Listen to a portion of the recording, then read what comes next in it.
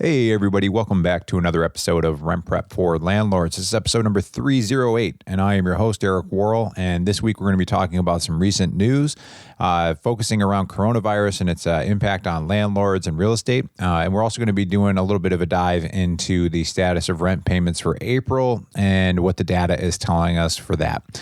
We're going to get to that right after this. 1, 2, 3, 4. Yeah. Welcome to the Rent Prep for Landlords podcast. And now your host, Eric Worrell. So I'd like to start off by talking about the status of rent payments in April. So as of recording, this is April 21st. So we have had time for people to pay their rent, also to pay their rent late, and just kind of wanted to get a kind of feel for what's going on out there based on our own evidence and what we are reading up on in other articles as well. So if you're a part of the Rent Prep for Landlords Facebook group, you can get to that by going to facebook.com/groups/rent prep, or just searching for Rent Prep for Landlords on Facebook for that community. I pinned a post and asked how has rent collection been for April. Posted this on April 8th. As of right now, about 69% of people said that they have been paid on time. So that was, let me look at my numbers here, 234 people out of the 338 that answered that poll said that they have been paid on time. So I found that interesting because of that 69%, that lines up pretty well with what I'm reading online here. So there's an article by therealdeal.com. It's in New York real estate news. And it said that rent payments have rose to 84% on this survey as of April 15th. And it's citing that at the beginning of the month that they found in the first week of April, just 69% of rent payments were made, but those numbers have improved. So the post that I put out was on the first week of April, and the number came in at 69%, but it's saying by the second week of April, rent payments rose to 84% compared to 90% at the same time last year. So typically there seems like there is 10% that don't pay on time or pay at all. And that they've reached 84% for April. I think that May is going to be an interesting month to see what happens, just because obviously a lot of things have happened, right? People will have stimulus checks, and we'll talk about that in a minute. They will also potentially now be on unemployment if they didn't have that set up before. And obviously the unemployment is pretty generous. But at the same time, if they've lost their jobs and they're looking 4 months out, realizing that that federal unemployment is going to run out, they may be thinking about what to do. So a little more information on the stimulus checks. So this was brought to my attention by one of our members of the Rent Prep for Landlords Facebook group. Thank you to Joan. And what she said that was happening out in her area in Oregon is that she had, because she talks with both tenants and landlords, she's an advocate for both. She does run some educational programming out there. And she said that some of the landlords are illegally spying on tenants' stimulus check statuses. So if you don't know, you can go to the IRS website and check on the status of your stimulus check and see where it's at, which I did for myself, and that's been a mess because I ended up having my bank account hacked last summer, completely forgot that they're probably going to pull your bank account information for the stimulus check to do a direct deposit. So that did not go through for me. So now I'm waiting to see if I get a mailed check or not. And there's no, obviously, way to contact anybody to ask questions because the government doesn't want to deal with 100 million questions, which literally they could maybe get 100 million questions. So that's just a personal aside.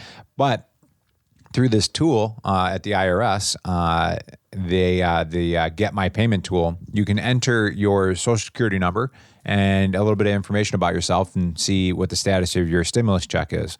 So landlords who are just really, it's always the few bad apples of the bunch, are using this tool to see if their tenants have gotten paid because they have that information on their rental applications, all the information they would need.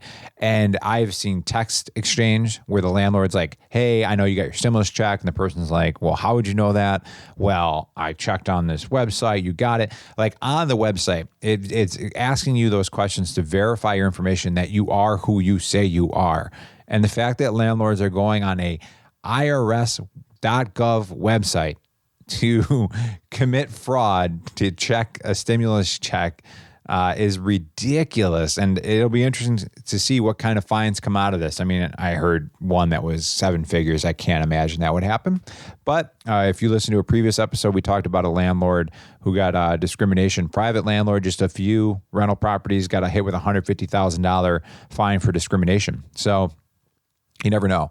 But if that is something that has crossed your mind, it probably hasn't, because I like to think the people that listen to this podcast are doing the right things and trying to build their portfolio and work on being a landlord the right way. But don't do it. Like, so dumb, please. Don't do it. Just don't do it. Talk to your tenants. Communicate with your tenants. Don't go behind their backs and commit fraud to check on their stimulus checks. That comes from Forbes.com. Also, there's an article on there that I'll link to that is talking about this in further detail. This is from April 19th. But also shout out to Joan, who pointed this out in the Facebook group and private message for myself. All right. Another article, I won't go into too much detail, but it's LA Times. I'll link to it in the description of today's post. It's talking about an editorial. It's not just renters, landlords need help too. If you're looking for somebody championing for landlords outside of, the Facebook group and this podcast, this is a pretty good article. It does kind of rehash on some things that I've already talked about on why canceling rent obligations is a bad idea. And as far as the idea that it can have long-term implications. But I just wanted to make mention of it if you're looking for some good articles to read. It's a good one that's pro-landlord. Now, what I thought was interesting, The Real Deal is talking about another article from them.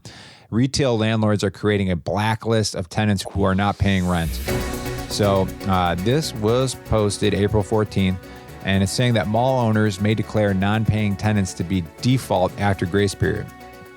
So I thought this was interesting because we kind of got those numbers around 69 to 84% of private landlords are getting paid, or I just should say residential tenants are paying. So 69 to 84%. This is saying that bigger companies such as malls and shopping centers have found that the April rent collection has ranged from just 10 to 25% for mall owners, with higher concentration of non-essential tenants, to 50 to 60% of landlords with essential tenants such as grocery stores and pharmacies. That's pretty shocking when you're saying that residential tenants are paying at 69 to 84%, and that retail tenants in malls are 10 to 25%. So it's saying that large retail tenants have failed to pay rent in full, include Burlington stores, Petco animal supplies. I'm not even sure what that one is. Hennessy, Louis Vuitton. I can't imagine that as one brand. It says LVMH, Moet, Hennessy, Louis Vuitton. Maybe it is one brand. Victoria's Secret and Staples. Staples, which has been able to keep many stores open in areas where it is considered essential, has told landlords that it will not pay rent because of a drop in sales. Dick's Sporting Goods will not pay rent at stores that were closed due to government orders, but will continue to pay rent for stores that are closed voluntarily. So the mall owners have indicated that they plan to declare non-paying tenants in default, and smaller landlords may be more hesitant to confront big tenants over rent payments. So retailers appear to recognize that they have the upper hand, but things could get messy. The retailers think they have leverage here, and they're trying to use it. Green Street Advisors analyst Vince Tabone said, "I see it potentially becoming a fight and going into litigation." So this is going to be very interesting to see what the landscape of malls look like in 6 months, 9 months, whatever the time frame is, because we are seeing such a high percentage very early on of tenants in malls not paying rent. And a lot of them are saying that they're keeping this blacklist and that they're going to, come for their money when the time comes for this. This isn't necessarily as of right now that you just don't have to pay that rent. It's just that you don't have to pay it for now, but you're going to have to pay it eventually. So malls have obviously been on the decline for years as e-commerce has risen. And what we have seen is that Amazon has had an increase in sales and users during this period as well. And I know I've mentioned him a lot, Scott Galloway, a professor NYU. I follow his stuff. And he said that in a time like crisis like this right now, is what you see is that things don't change, but things are accelerated. So if there was going to be a push towards remote work, well, something like this accelerates that transition. So maybe what would have taken 5-10 years, just like accelerates it. And all of a sudden in 6 months, like you're like, wow, like 20% more of the workforce is working remotely.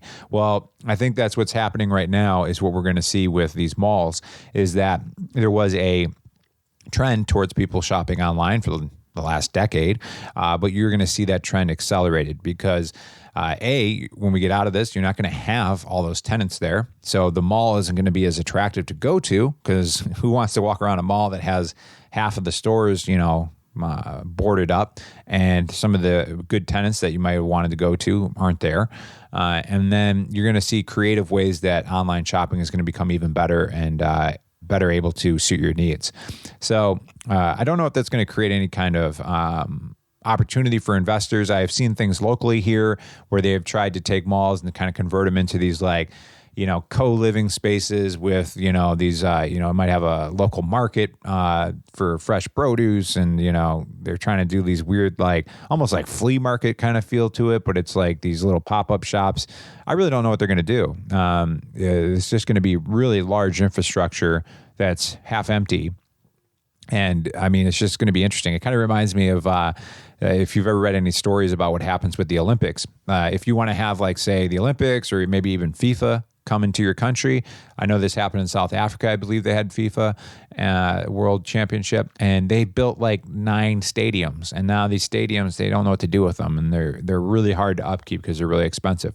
I believe the same thing happened in Montreal for the Winter Olympics, where they had to build these stadiums, and now they're like, well, what do you use them for? We might experience something similar with malls where you just have these massive structures that are really hard to figure out how to use them.